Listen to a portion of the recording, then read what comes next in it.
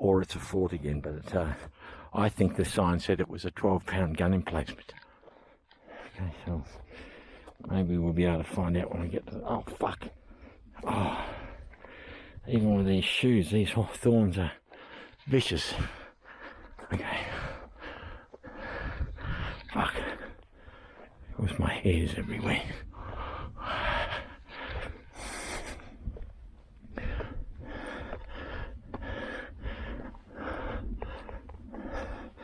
Okay.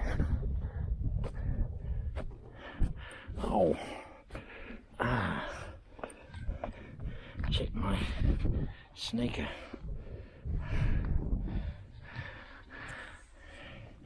Oh, look at this. Oh, look at this. See that? That's gone straight through my sneaker. Well, look at this. Pull it out. Look at that. It's got my blood on it. Bloody hell. Okay. One more. Oh, look at that. My blood on it. Folks, I'm hit. Shez is hit. Medic. Medic. Oh, shit. Okay. Imagine what that would have done to a thong. Okay. Oh, yeah, look at this. That's a big sort of crater there.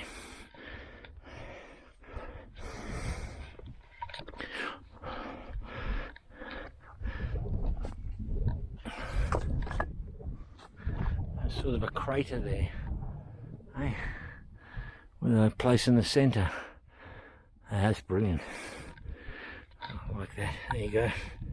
Take another drink, because I just said brilliant again. Wow. Okay, look, once again, nobody out here. It's just me and Liz.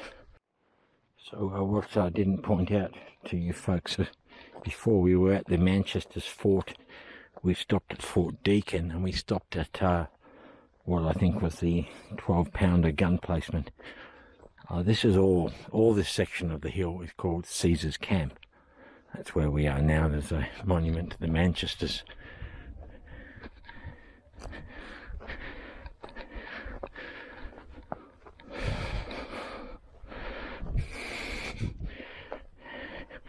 Yeah, once again, I'd seen Chris Redcoat British History, his channel. He did a fantastic episode on the Battle of Wagon Hill, the hand-to-hand fighting. You know, the repeated charges from both sides. The Boers charging a British trench, the Devs charging the Boers. Just incredible bravery and tenacity. Pretty little flower for you.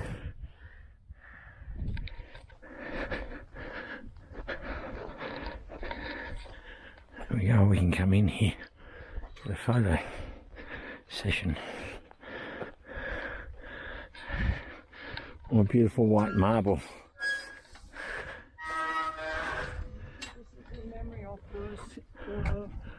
All over the place, yeah. There's that. Is it Caesar? Is it Caesar? Caesar, yeah, it should be Caesar's. I spelled it wrong. Yeah. An African got the job. That would be something. 1899.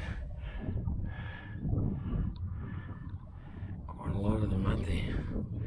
Hey, Devonport.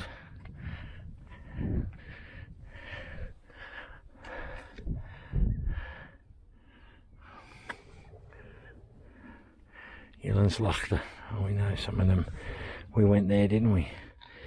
Lombard's Kop.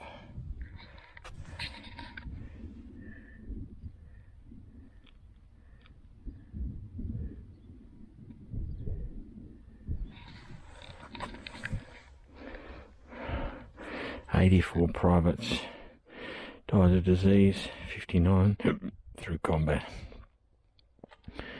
and 9 non-commissioned officers and 15 died in action.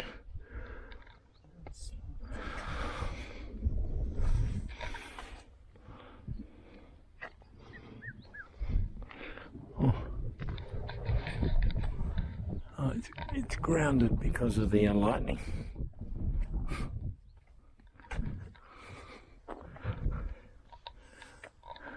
And all died of disease.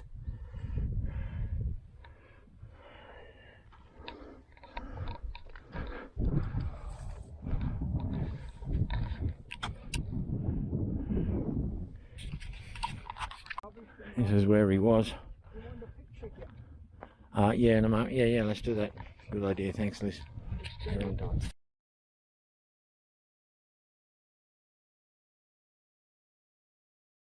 Just talk to the punters a bit. So yeah, we're at Colonel Ian Hamilton's camp. Not that there's anything there to see, but we can say we've been here.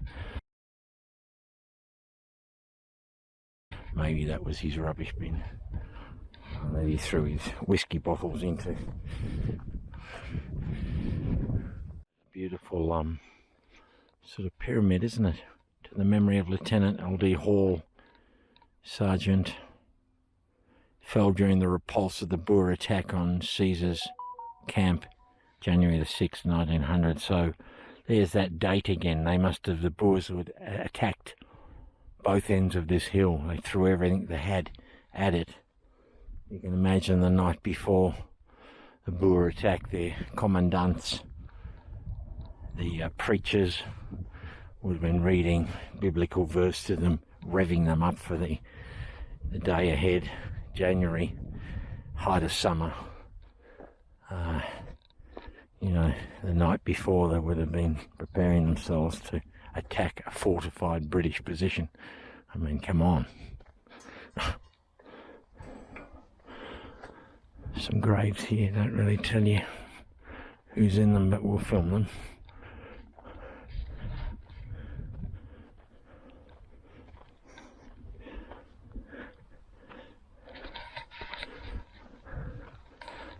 Mass graves, probably, of British, Brits, British. I can't do a Mancunian accent, so hopefully, I mean, Pat said I've got too many days here. I'm thinking maybe I'll have just enough, because I want to come back out here. I thought I'd do Spienkop twice. Hang on. This says restored by the South African War Graves Board, 1974. You can just make out there's something. Killed 6 of the 1st, 1900. Okay.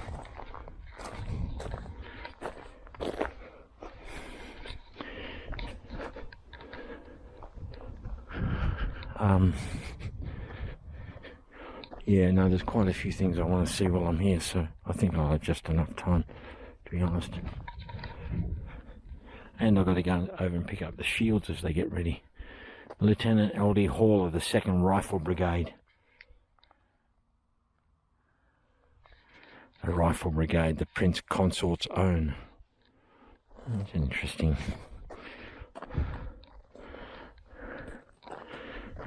I see Prince Consort. Isn't that his floozy? I'll ask Liz, she might know. Liz has brought me down to the end of Caesar's camp. It looks like quite a new, polished.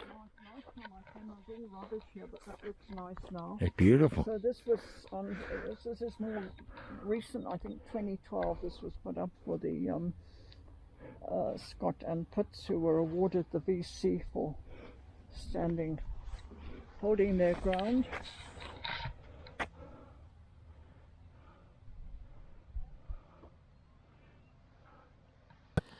An article in the Blackburn Times, Sunday the 27th of July, 1901. It reads, It was notified in last night's Gazette that the King had been pleased to signify his intention to confer the Victoria Cross upon Private R. Scott and J. Pitts of the 1st Battalion Manchester Regiment for conspicuous bravery, thus officially described. During the attack on Caesar's camp, Natal, Ladysmith, on the 6th of January 1900, these two men occupied a sangar on the left, of which all our men had been shot down and their position occupied by Boers, and held their post for 15 hours without food and water, all the time under an extremely heavy fire, keeping up their fire and a smart lookout. Though the Boers occupied some sangars on their immediate left rear, Private Scott was wounded. Private Pitt's parents live in New Street, Blackburn. It will be remembered that Sir George White, who was so gallantly defended Ladysmith, made special mention of these two brave fellows in his speech at Cape Town. The Ladysmith correspondent of the Manchester Guardian, who interviewed the men, thus wrote of the Blackburn hero, quote, "The first of the two whom I met was Private James Pitts of D Company. He was a man of medium height, with brown eyes and hair and a pronounced Lancashire accent. He hails from Blackburn and has just been 4 years in the regiment, so he told me. He proved a shy person of a retiring disposition, and I found it difficult to coax from him any of his personal impressions of the fight. Modesty in a brave man is a quality of all excellence, but it is a hindrance to the inquiring correspondent. He began firing, he told me, about 3:30 a.m, and his picket was on its own resources till the afternoon, when the rifle brigade came up. They were firing in the rear of him some time earlier, had he known it. The range was amazingly short. The Boers were, he said, within 16 yards of him, and it was death to appear over the rock. Had you anything to eat? Didn't feel like eating, sir, was the answer. But I had plenty of water and was glad of it. For the rest, he seems to have little idea of what was to be the upshot of the matter. He had water and cartridges. Whence he got them you will hear later, and it was his duty to stick to his rock and his rifle, which he did. He got his cartridges and his water, as a matter of fact, from his dead comrades. Pitts and Scott were the sole survivors of the gallant little band. Scott is a Haslingden man.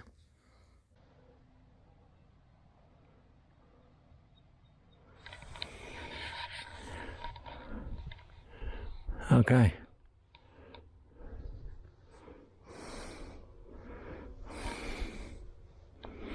And once again, it's that day again. It's that same day again, the 6th of January. It all happens on the 6th.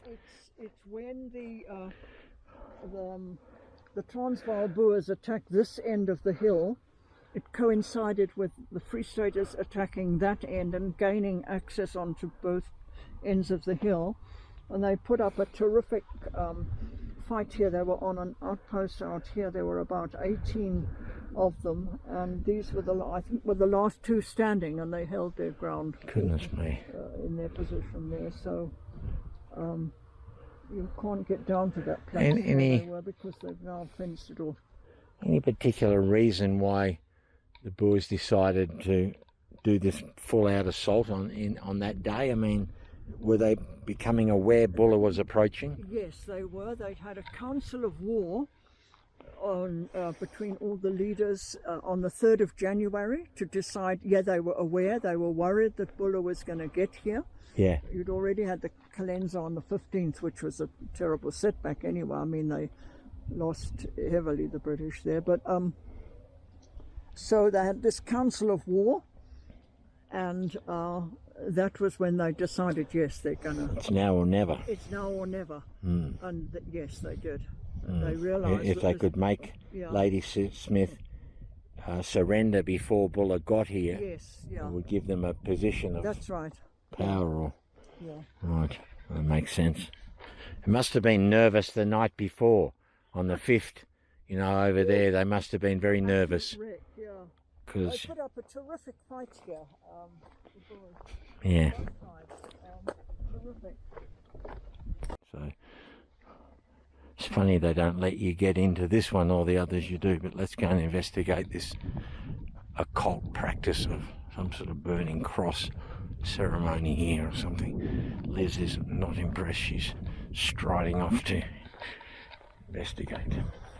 Apparently it's got nothing to do with the Boer War. Beautiful valley behind us. Could be some strange Christian sect. I see these stone seats are placed a bit like a Stonehenge.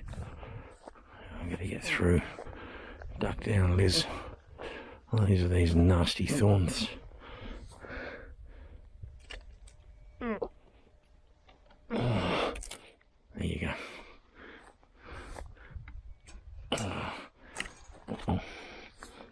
I've got three just. And look at this. All very witchy. Kind of witchy. Look at that. How would they have got that up there?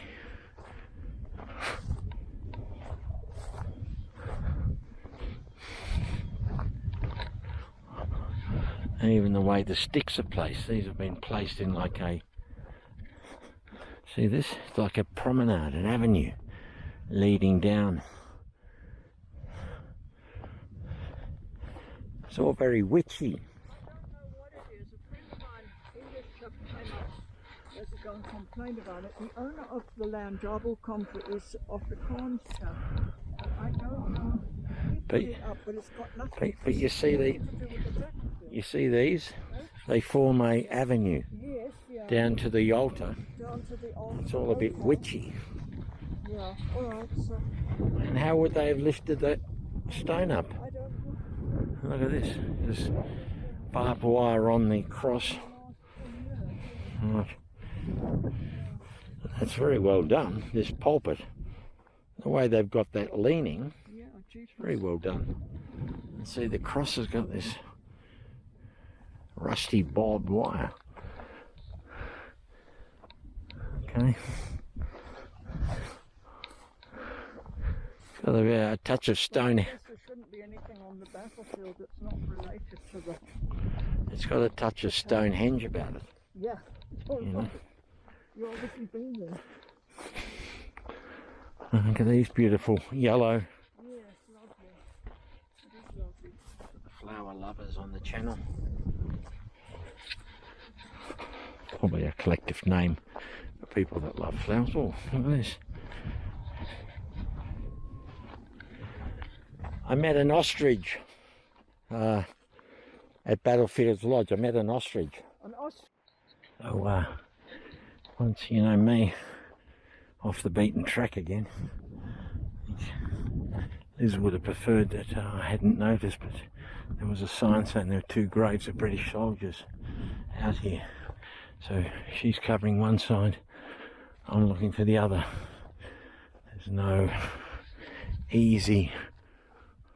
There's a kudu over there, 2 of them. Kudu mother, and is it a doe? They've just noticed us and they're trotting off. Beautiful.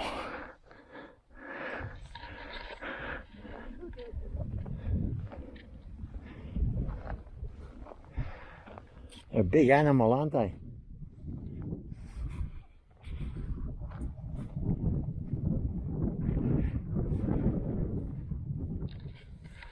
If you can see them.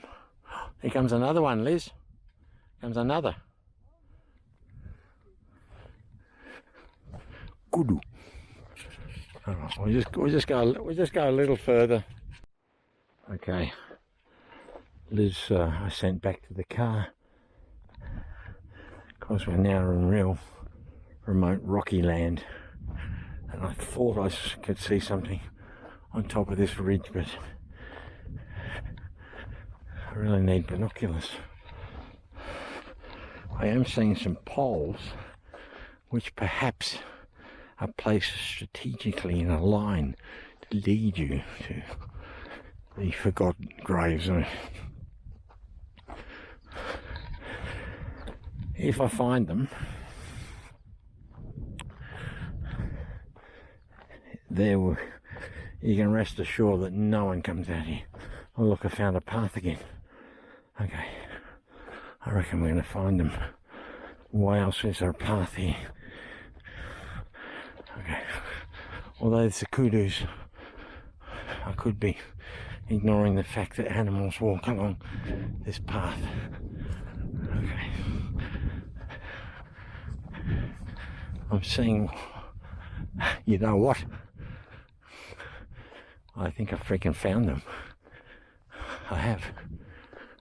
If I haven't found them, there's some other weird shit going on here. Okay. There's a white footprint. And these poles mean something. Right? Those poles mean something. There's 3 kudu just run past me over that.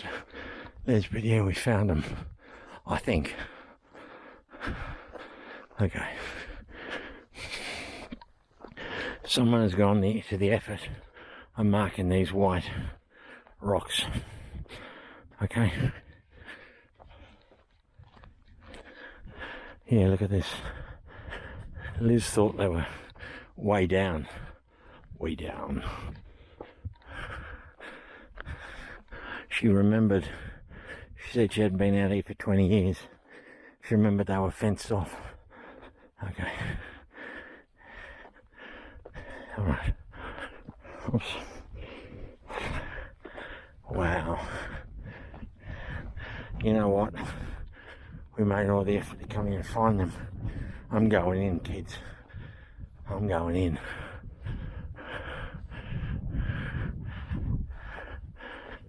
Stuff that. I'm not standing on the outside when I've gotten all this effort. Make sure I don't get barbed wired. Okay, oops. We're in 2 Manchesters. No one would be here in bloody years. Corporal S, Whitehead, Manchester, 9th of the, could be the 11th, 1899. It's a killed in action, folks.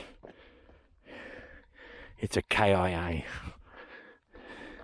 These 2 boys, they could never have imagined when they enrolled the 2 of them would lay out here together side by side, miles from anywhere, and hardly anyone would ever come out here.